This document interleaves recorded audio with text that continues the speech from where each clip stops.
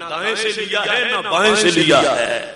عربی کا الذین جو ہے اس سے ایک لفظ نکال کر مجدد دین و ملت نے ترجمہ کر دیا ہے. قیامت تک اس ترجمے کو سلام کیا جائے گا.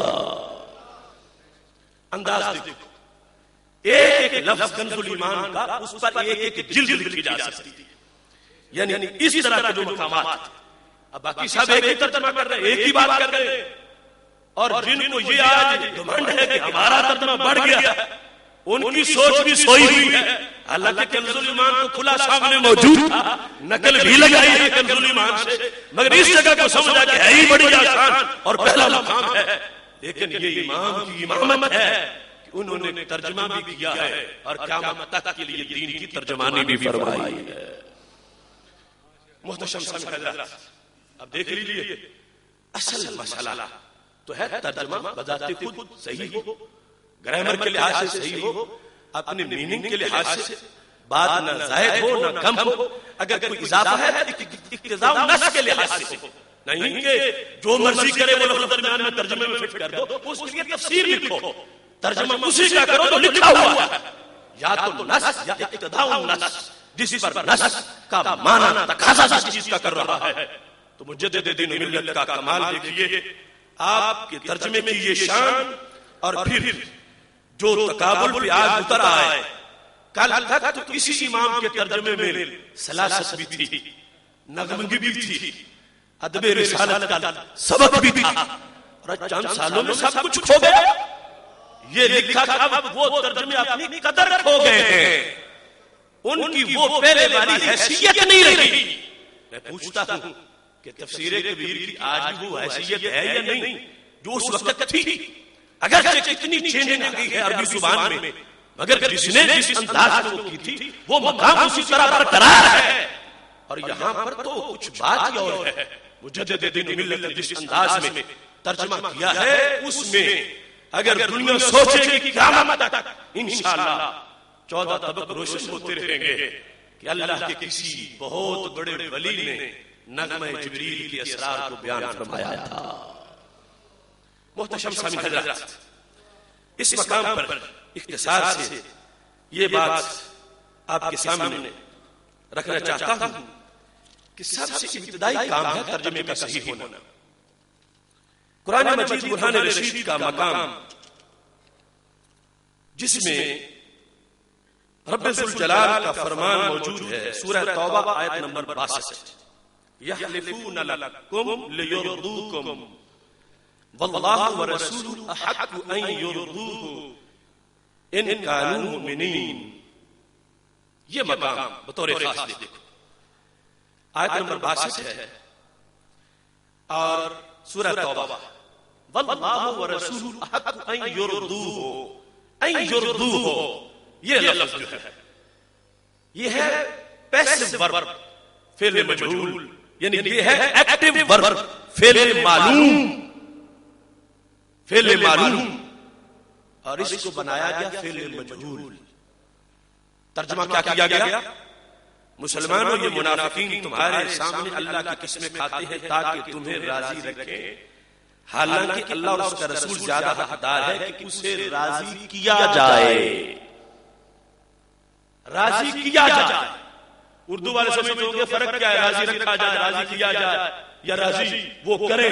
لیکن میں بات کر رہا ہوں گرامر کی جو کسی کو معاف نہیں کرے گی. رب نے جس فعل کو ایکٹیو لکھا اس کا ترجمہ اسی فعل معلوم کا کرنا ہوگا. جس کو رب نے فعل مجہول پیسو بنایا اس کا ترجمہ پیسو انداز سے کرنا ہوگا. تو واللہ حق ان یرضوہ یہ فعل مجہول نہیں, یہ فعل معلوم ہے. تو صرف کے لحاظ سے غلطی یہ کہ یہاں پر شیخ الاسلام نے اس فعل کو فعل مجہول بنایا, فعل مجہول بنایا, اور اس کی صرف کی تعریف تمہارے سامنے. ان یرضوہ اصل میں یہ صیغہ ہے ان کے علاوہ اور ضمیر کے علاوہ یرضون, یرضون واو پر ضمہ ثقیل ہے, اس کو ماقبل ٹرانسفر کر دیا, التقاء ساکنین آ گیا, پہلے واو کو حذف کر دیا اور پیچھے رہ گیا یرضون. اب اس کے بعد واو جو ضاد کے بعد ہے، یہ واو اب اوریجن کی نہیں، یہ ضمیر فاعل ہے، پروناؤن ہے، اور اس کے اندر وہ فاعل کا کام دے رہا ہے. تو غلطی پہلی صرفی ہے، دوسری ناوی ہے، تیسری اعتقادی ہے، چوتھی مفہومی ہے، آیت 1 ہے، غلطیاں 4. سب سے پہلے اس کا ترجمہ تو ہر ترجمہ کرنے والے پہلے نے بھی صحیح کیا تھا کہ اللہ اور اس کے رسول کا حق زیادہ ہے کہ لوگ انہیں راضی کریں. ایشردوہ میں فاعل لوگ ہیں کہ لوگ بندے ان میں سے ہر ایک کو راضی کریں. اب جو فعل معلوم ہے اس کو فعل مجہول بنانا کہ ان کو راضی کیا جائے، یہ ابتدائی غلطی ہے گرامر کے لحاظ سے. انہوں نے ترجمہ جس لفظ کا کیا وہ قرآن میں ہے ہی نہیں اس مقام پر. انہوں نے ترجمہ کیا ایشردوہ ہوگا کہ ضاد پر فتح، وہ ہے فعل مجہول. ایشردوہ ہو، وہ ہے فعل مجہول جس کا معنی بنتا ہے راضی کیا جائے. ایشردوہ کا معنی لوگ انہیں راضی کریں. تو فعل معلوم کو فعل مجہول بنانا اور دعوے امام کی امامت سے مقابلے کے کرنا، یہ کیسی بات ہے؟ فعل معلوم کو فعل مجہول بنا دیا، اور ایسا پہلے بھی ہوتا رہا.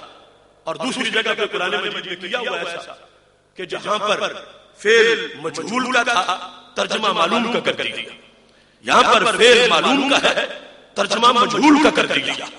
اور پھر فاعل جہاں پر موجود ہے تو گرامر کے لحاظ سے نحو کی غلطی یہ ہے کہ فاعل جس کا معلوم ہو اس کا فاعل کوئی اور نہیں بنایا جاتا، وہاں نائب فاعل نہیں آتا. یہاں انہوں نے فاعل کو ڈراپ قرار دیا اور نائب فاعل کو ایڈجسٹ کر دیا ساتھ نحو کے لحاظ سے. اور یہ ایسی فاش غلطی ہے کہ اگلے ایڈیشن میں سوائے تبدیلی کے اور کوئی علاج نہیں. تیسرے نمبر پر غور کرو ترجمے میں اعتقادی کتنی بڑی غلطی ہے. یحلفون لکم لیرضوکم، معنی کیا کیا؟ وہ منافقین تمہارے سامنے اللہ کی قسمیں کھاتے ہیں. کن کے سامنے؟ یہ صحابہ ہے، لکم جن کو خطاب یحلفون لکم، یحلفون کے فاعل پر وہ منافق وہ حلف دیتے ہیں تمہارے سامنے مسلمانوں. کون ہے اس وقت مسلمان؟ صحابہ کرام رضوان. کیوں حلف اٹھاتے ہیں؟ لیرضوکم، کیوں حلف اٹھاتے ہیں؟ تاکہ تمہیں راضی کریں. لیکن انہوں نے ترجمہ کیا لکھا؟ تاکہ تمہیں راضی رکھیں. غور کرنا، تمہارے سامنے اللہ کی قسمیں کھاتے ہیں تاکہ تمہیں راضی رکھیں، حالانکہ اللہ اور اس کے رسول صلی اللہ علیہ وسلم کا زیادہ حق ہے کہ اسے راضی کیا جائے. اب یہاں پر ایمان صحابہ اور وفائے صحابہ کے لحاظ سے اعتراض سامنے ہے. ایک ہے کسی کا راضی ہونا، دوسرا ہے اس کو راضی کرنا، اور تیسرا ہے اس کو راضی رکھنا. کسی کو راضی کرنا یہ اور ہے، راضی رکھنا اور ہے. راضی رکھنے کا مطلب یہ ہے کہ پہلے راضی تو ہو چکا ہے وہ بندہ، اب کوشش کرو ناراض نہ ہو جائے. جیسے راضی ہے ویسے راضی رہے، یہ مطلب ہے راضی رکھنے کا. تو معاذاللہ یہ ثابت ظاہر کیا گیا کہ صحابہ کرام رضوان منافقوں کی چالوں میں آ کے ان پر راضی ہو چکے تھے، اور اب راضی رکھنے کی کوشش کی. صحابہ کو راضی رکھنے کی کوشش کی اور نبی علیہ السلام کو راضی کرنے کی کوشش کی. فرق ڈالا گیا صحابہ علیہ رضوان میں اور نبی علیہ السلام کے لحاظ سے، حالانکہ نہ سرکار ان پہ راضی ہے اور نہ ہی صحابہ منافقوں پہ راضی ہے. دونوں ناراض ہیں. لہذا ترجمہ دونوں جگہ یہ کرنا چاہیے تھا کہ وہ تمہیں راضی کرنے کی کوشش کرتے ہیں، حلف اٹھاتے ہیں تمہارے سامنے کہ وہ تمہیں راضی کریں. اللہ فرماتا ہے اللہ کا رسول صلی اللہ علیہ وسلم حق زیادہ ہے کہ انہیں راضی کیا جائے. یہ غلطی اعتقادی ہے اور راضی رکھنے اور راضی کرنے کے لحاظ سے ہے. فاضل بریلوی رحمۃ اللہ علیہ نے جس وقت اس کا ترجمہ کیا تو کیا فرماتے ہیں؟ تمہارے سامنے اللہ کی قسم کھاتے ہیں کہ تمہیں راضی کریں. تمہارے سامنے اللہ کی قسم کھاتے